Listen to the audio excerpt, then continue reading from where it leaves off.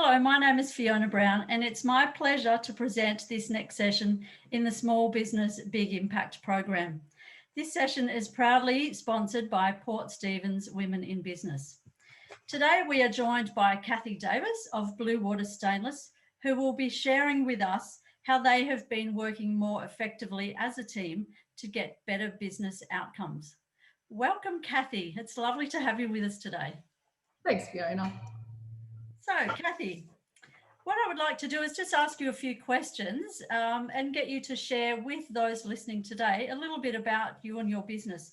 So if you could just tell me a little bit about Blue Water Stainless and your role in the business. So I'm operations manager at Blue Water Stainless, and we're located at Taylor's Beach. We're a metal fabrication and glazing company, servicing mostly the Port Stephens and Newcastle and Hunter regions.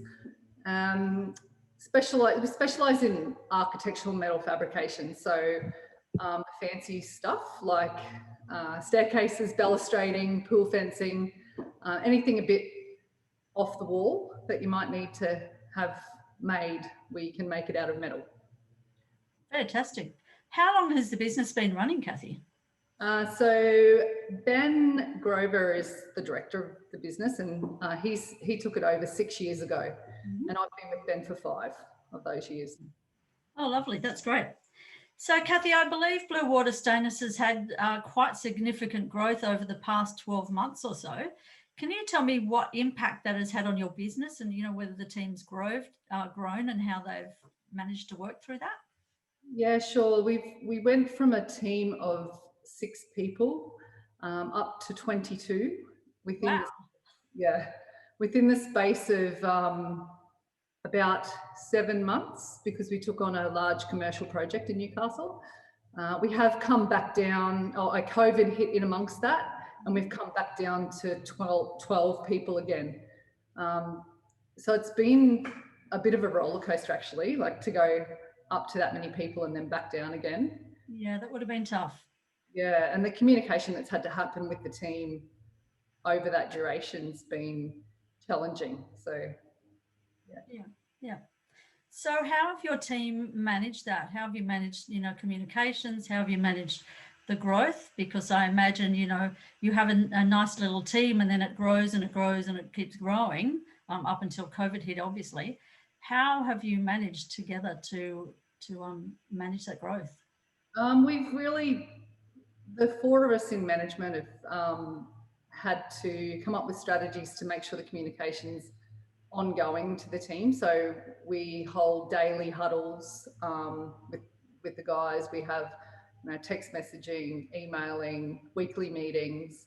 There's various forms of communication that we have to use to get the messages out to everybody, because we not only have guys within the workshop, we have them on site as well. So sort of challenging to cover all of the bases with getting messages to everybody. So I guess that's the main thing. We've had to make sure that we're communicating in different ways. Yeah. Across everybody. Yeah. So that's one of the changes you had to implement to change the way you communicated. Are there any other ways that you have needed to change? I think we've definitely had to become, because of the sort of overarching anxiety that was sort of threaded through the team because of COVID, and just because of the sheer growth as well. And it was new territory for us. So to take on a commercial project as large as it was new territory. So we really had to make sure that we were communicating and letting the guys in on what was going regularly, just to keep that level of anxiety down. But yeah. Sure. Okay. And what were some of the outcomes of the changes that you made? Well, we realised that there were gaps in how we communicated, and some of the programs that we brought in to assist the guys. We've got an EAP program now with, to encourage a mentally healthy workplace. Just so that the guys know that and the girls know that they have access to any counselling that they may need. You know, whether they've got problems outside of work or within work, they know that they can access this confidential service.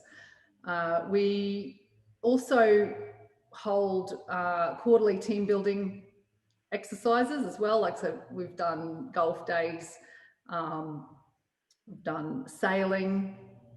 What else have we done? Oh, orienteering. But we try and do that quarterly just to get the team together, have a bit of fun. We've realised that there were gaps in our workplace health and safety management system, so we've implemented that as well, a new system. And within that, a new induction process has occurred as well, because going from 6 to 22, we realised that, you know, there were many areas of the induction process that were below par. So we've done a complete overhaul of that. So anybody that starts with us has got a better understanding of exactly what we're about and what we expect. That's great. Yeah. And another thing that we've done is we've really revisited our company core values, and we've even, you know, we've engaged a local businesswoman, and she's done sessions with us to really hone in on what our company values are, and then we've executed that to the team, and we've even written it into our policies. So anybody new coming into the workplace understands that from the start, this is what we, you know, this is what we're about. Yeah. Yeah. And on that, you know, sometimes people can think of values, you know, while they're important, how they might wonder how they actually relate to business and what impact knowing your values and working with your values has on the business. So do you want to share maybe just one or two values that you discovered that were key to your business and how you've implemented strategies around those values? Yeah, so one of the controversial core values that we have is actually love. Yeah, and now dealing with you know, a bunch of tradies, that was one that a couple of the management team were a bit worried about getting across the line, but funnily enough, it's been the one that they seem to all relate to, because at the, you know, the heart of it all is they're here because they're doing what they love doing. They're here because they love their families and they want to provide for their families. We're here because we love creating amazing things and seeing our customers love it.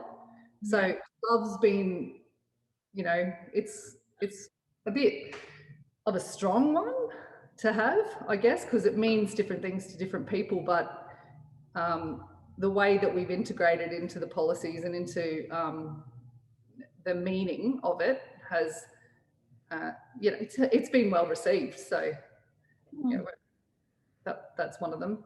And interesting, Cathy, that when you started to speak about that, you said at the heart of all of this, yeah. that's what love's all about. Yeah. And it's really refreshing to hear that a business might even include love as one of their core values, because it's not just about the product and the incomings and outgoings. It's the energy that goes with that. And it's great that you now have a team who are aware that they love what they do, and they're doing it because they love the product and they love what they can bring to people with the work that they do. So that's fantastic. Yes. It's I guess the core values have really helped with when we are recruiting. Skill set's important, but that cultural and you know, core essence, I guess, is really important, that we find those people that can connect with that and fit with that. That's what we found, you know, as the company's grown, that's what's brought harmony more than anything. So true. You can teach skills, but you can't teach character. That's something that people had to develop for themselves. So, and if they don't have that, you know, it's not always easy to fit into a workplace if you don't fit in with the people. And, you know, I've always said you don't employ resumes, you employ people. Yeah. So, yeah. Excellent. Any other values that were significant that you worked with?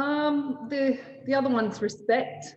And I guess that speaks for itself really but it's more to do with, you know, we're respecting each other, respecting our suppliers, and So looking at each of our values needed to work both internally and externally. Mhm. So within the team and then externally towards suppliers and customers. And just,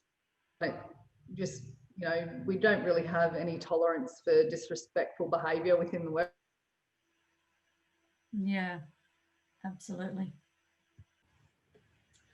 We've just had a little glitch, but we're back on now. So, Cathy, thank you for sharing with us, some of the really key and important values that you and your team are working on, which certainly helps every team and every group of people, every family even, to know what your values are and work in alignment with those values. That's really important. So, Cathy, the last year, the last time since March for all of us around the world and including Port Stephens, it's been really tough for local businesses, and the more people you have, the more people you have to manage. And, especially in your role where you are managing with the people, not so much the tools. Tell me a little bit about how you've managed that roller coaster of a ride that we've all been on lately. I have to say, I couldn't have got through the past 8 months without using, we use a business coach and we also use a HR consultancy service. And I definitely couldn't have got through managing from 6 people to 22 people and then back down to 12 people without that service. And to know that I could just make that phone call, ask any questions at all about how to manage certain situations and know that I was doing it properly and by the book and legally, was a huge weight off, because it's a whole degree in itself to know the ins and outs of HR as soon as you get beyond 15 people in a workplace. Yes. So I was really fortunate that we had that in place before we grew, and I'd recommend that. Yeah. And the people you're using are local businesses? It's a larger organisation, but there's a local consultant, and if I needed to talk to somebody locally, I've got access to that, or I can just phone and it goes through to a switch, and you get immediate answers, which is fantastic. Yeah, that's and the other thing. The other thing that we've implemented, which was through a local source, in fact, a Port Stephens woman in business, was our workplace health and safety management system. I met her at one of the Port Stephens Women in Business meetings and thought I'd see what she had to offer, and that's been amazing. For us to, put that system in place over this time has been invaluable. It just means that we can bid and tender for larger jobs. And I still have her assistance weekly. Like, I can phone her at the drop of a hat and ask her any questions to do with WHS. And that's been, I'd thoroughly recommend that as well. Yeah, great. So, and that's one of the things that are really valuable and important, especially at times like this, that we do band together and support one another, not just within our teams, but in the local community. One business often has some valuable resources and information that they can share with another one. And, in turn, one hand feeds the other. So it's really good to keep that business local, as well as being able to support you in your own business. So at those times, you can not feel like you're alone and have that resource and help you need on hand straight away, at the end of the phone. So that's really, really helpful. So, Cathy, what other tips would you like to share with other local Port Stephens businesses? Having gone through what your business has gone through in the last year and a couple of years with the growth and then the decline in numbers. Looking back, and hindsight is a wonderful thing because it teaches us so much. If you could share with other businesses some of your top tips for getting through times like this in particular, what is it that you would like to share?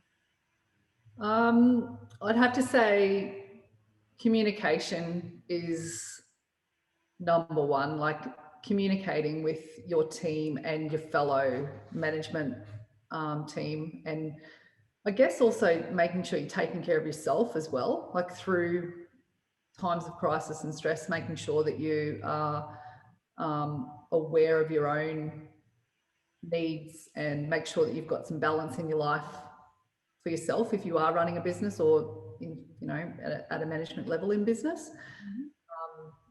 That's something that definitely got neglected for myself, and I'm slowly digging myself out of that and slowly seeing the light and feeling like I'm getting some balance back. I'm having the odd long weekend. I'm exercising again. I'm meditating again. It's all of that sort of stuff that it's critical to ensure that you can function and succeed, really.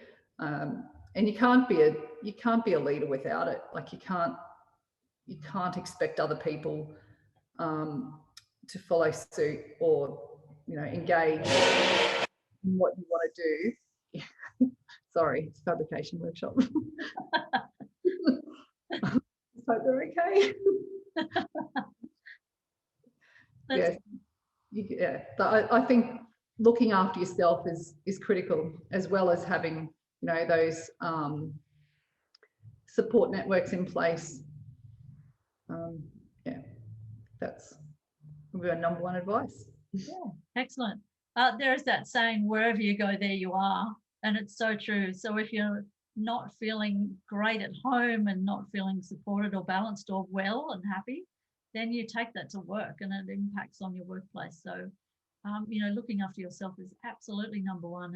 And I would agree in everyone learning to fill their own cup, because then you can be of more service and value to other people. Definitely. Yeah, absolutely. Yeah.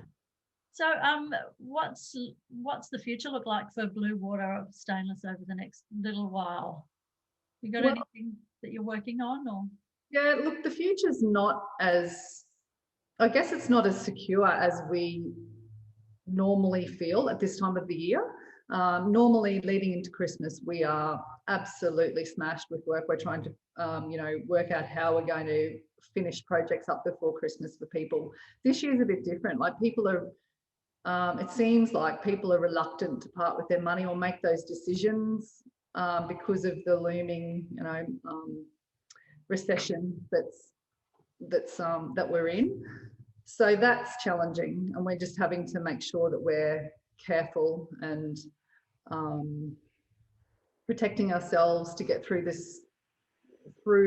the Christmas period, because the manufacturing business closes down over Christmas, but we still have to pay all of our staff. Yeah.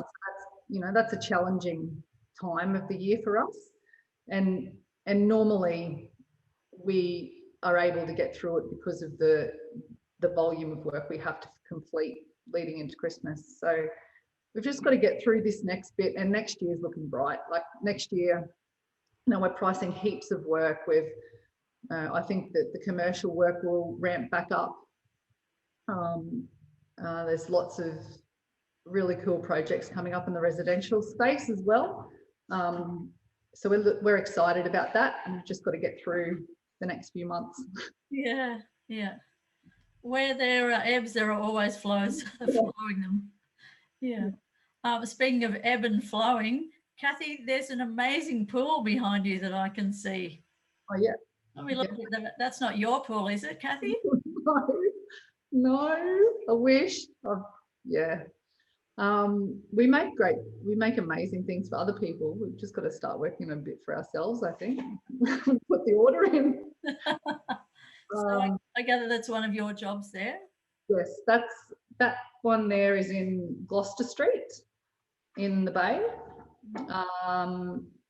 That one in particular, that was a huge, believe it or not, at the front of that pool there, that's actually a glass pool wall. So it's amazing. It's a Torren Bell designed home, Sean Richards building.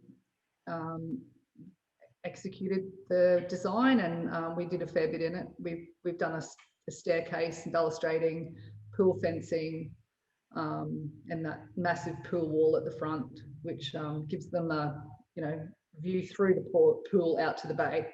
Yeah. So it's amazing. That looks very inviting. Yeah. Okay. We're pretty lucky. Like we get to see some amazing homes. Like it's, yeah. Yeah. And I imagine some of the people that you work with on these projects, they might be projects that go on for a little while. So your team must feel like it expands into their world and their life as you take on their projects and deliver on those for them. Yeah, definitely. Like we've got some beautiful clients that we've worked with, and you know, a build might go for, you know, some of them are well and truly over 12 months, and you're in and out of their homes over that period, and definitely build up a rapport with the owners, and you know, you end up learning all about their families and exactly what their tastes are because you're dealing with them on that design front. Mm-hmm. So yeah, that's a part of the job that I love, like, you know, that being a relator and a sort of relationships building type person, I really like that client contact. Mm-hmm. So yeah. Excellent. Well, Cathy, thank you so much for sharing all that you've had to share with us for the small business big impact community. We've really loved having you here for this little case study, as we've called it. As I said earlier, you know, when businesses band together, and certainly communities like Port Stephens band together, it just makes such a positive difference for everyone. So we wish you the best of luck for the future, like the rest of us, as we especially navigate the rest of the year. Who knows what 2021 will be like, but it certainly can't get any worse. I don't think. So I'd just like to share, yes, thank you again, Cathy. And if anyone watching this session has any questions, you could just go over to the Meeting Hub and catch up with Cathy and catch up with her at a time that's convenient. So we will see you in the next session. Thank you very much. Thank you.